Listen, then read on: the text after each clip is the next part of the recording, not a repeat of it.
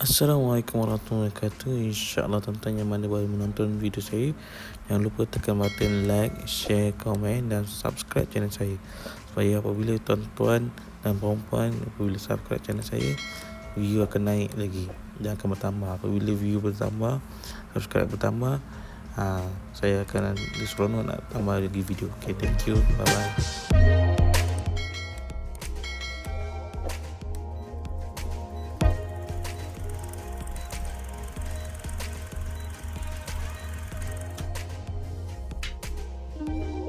Assalamualaikum warahmatullahi wabarakatuh. Terima kasih tuan-tuan yang telah melihat dan menonton channel saya daripada awal hingga sekarang.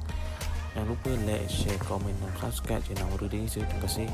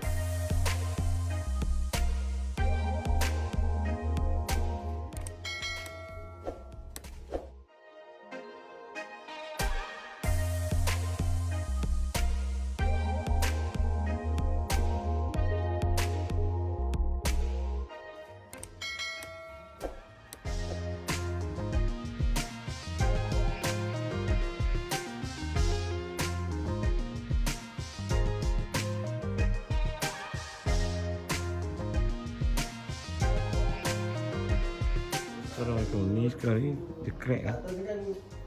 Tu crack. Lepas tu ni dah roboh. Kena buat balik. Kena buat balik. Tu nak cabut tu, masukkan balik kan. Paku balik kan. Plaster balik. Ni pun sama. Kita masukkan dulu, lepas tu plaster balik. Tu cat. Tu kena pasang dia punya tepi tu, kena pasang tepi tu. Tu sama, pasang balik tepi. Tu mana yang ni, kalau tengok ada warna simen balik kan, cat balik warna putih. Sama tu, pasang balik, cat balik warna putih. Yang mana ni dia ada bocor ni.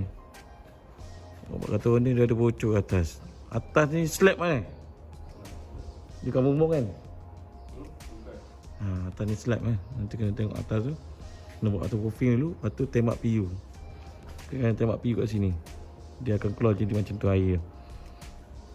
Ni air ada kesan. Kesan air jatuh. Belum dah buat lah dalam belakang tu.